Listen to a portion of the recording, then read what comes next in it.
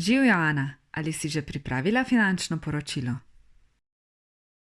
Želela sem ga pripraviti, a ga nisem mogla dokončati. Zmanjkalo mi je časa. Dokdaj ga moram pripraviti? Jutri ga moramo že predstaviti na sestanku. Želim ti pomagati. Povej, kaj potrebuješ?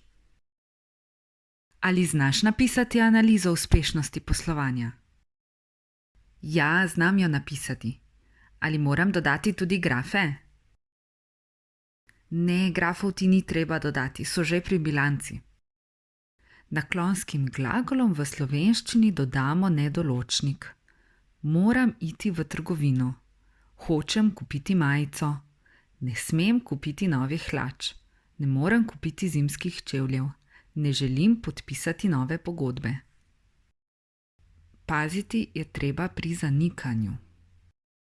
Želim, ne želim, smem, ne smem, hočem, nočem. Glagol moram se rabi samo v trdilni obliki, medtem ko se glagol moči uporablja samo v nikalni obliki.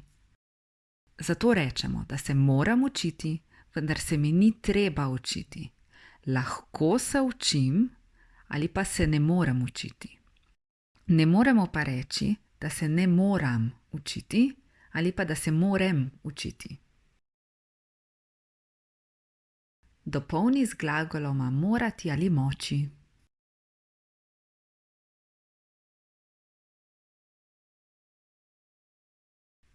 Jupi, danes se mi ni treba učiti. Jaz pa se moram učiti, saj se včeraj nisem mogel. Doma je bilo preveč hrupno. Danes bom šel v knjižnico, da se bom lahko učil.